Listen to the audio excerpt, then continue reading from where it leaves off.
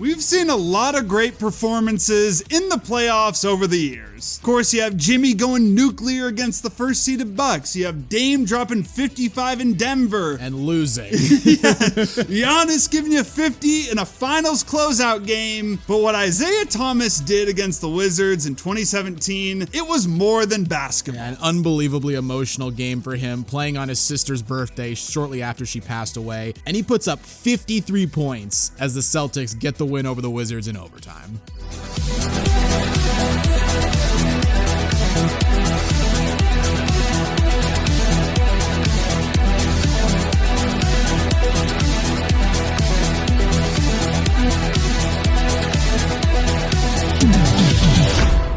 Before we start talking about Isaiah Thomas's 53-point playoff game, please give the video a like, subscribe to the channel, and hit the notification bell so you never miss out on any new videos.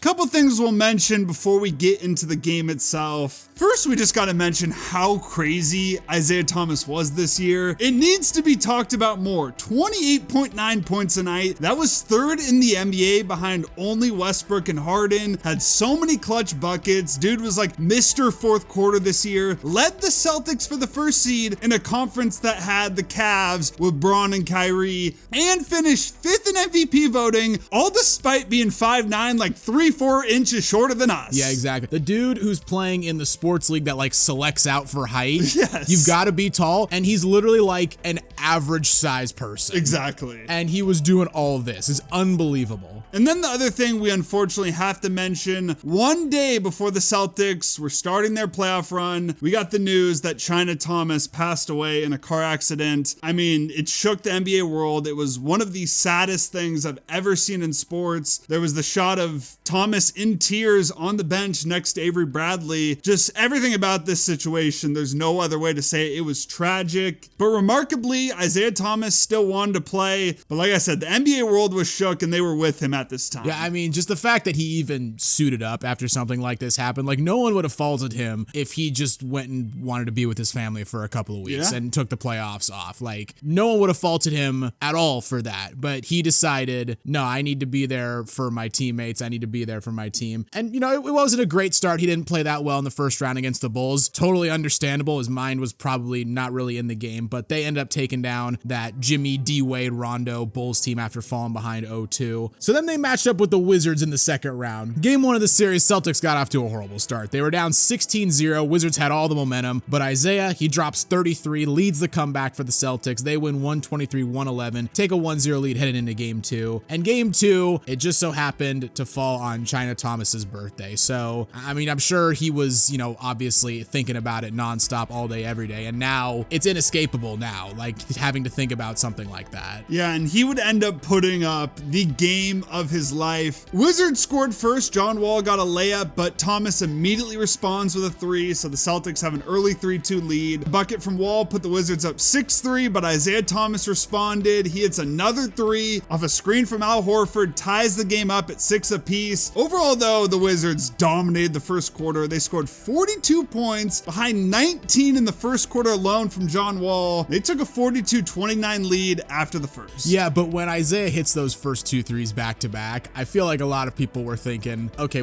something special might happen here. Yeah. Right? When you have a start like that, something special is in the works. Celtics were able to respond a little bit in the second. Isaiah got a layup that got the lead down to 8 with just over 10 minutes to go. And then just over a minute later, he found Al Horford for a lob to get the lead down to 6. And finally, with just over 2 minutes left in the half, the Celtics were finally able to take the lead back for the first time when Isaiah found Al Horford for a 3. But the Wizards immediately respond. They take the lead back by 3 going into halftime. And early in the third, Marcus Smart ties the game up with a 3, but the Wizards immediately follow it up with a 14-0 run. And this is one of those things that you kind of like forget about games like this. Like everyone remembers the game where Isaiah scored 53 to honor his sister, but people may not remember that he didn't just score those points to score them. Like the Celtics genuinely really needed those points in this game because the Wizards were giving them all they could handle. Yeah, he carried them, especially down the stretch. Celtics were able to chip away at that lead though. Some free throws from Rozier at the end of the quarter, got it down to 5. And then, like I said, to close out this game, he put the Celtics on his back back, his 5'9", like all of that, he carried this Celtics team. Down 7, just under 11 minutes in the fourth, he drives in, gets a tough layup against Otto Porter. Both teams then trade buckets, then Thomas hits a corner 3, cuts the lead down to just 2. Wizards call timeout. Beal on the other end hits some free throws to push the lead back up to 4, but then Thomas immediately responds, another corner 3, gets the lead down to just 1. Beal then hits a jumper, and then Thomas again gets 3 points, this time the old-fashioned way with an and one layup. We're all tied up at 99 apiece. Celtics get a stop. Avery Bradley hits a 3, so once again the Wizards have to call time. TD Garden is rocking, but out of that timeout, great response by the Wizards. They go on 11-2 run. They're up 6 points with 3 minutes left. Looks like they had control of the game at this point. Yeah, but Isaiah once again comes off a great ball screen from Al Horford, cashes a 3, so it's back down to a 3-point game with just over 2 to play. Boston gets a stop, and then Isaiah finds Terry Rozier for a corner 3 to tie the game at 110. Watching this back, unbelievable pass by Isaiah. Like, how does he even see Rozier in the corner? I don't even know if he did. Like, I think last second he might have saw him or something, or he just knew, but it's basically like a no-look pass. Incredible play. John Wall then hits 1 of 2 at the line, so the Wizards take a 1-point lead, but the Celtics were able to get the lead back. This dude, Isaiah Thomas, had Markieff Morris just backpedaling, shook on a crossover. There's like no contest. Celtics up 112, 111, 47 seconds left. Otto Porter hits a huge corner 3. Wizards now take a 2-point lead, so the Celtics need a bucket. They need some points. And Isaiah Thomas, he gets to the line, calmly knocks down the free throws. Wizards miss 2 shots on their final possession, and we're off to overtime.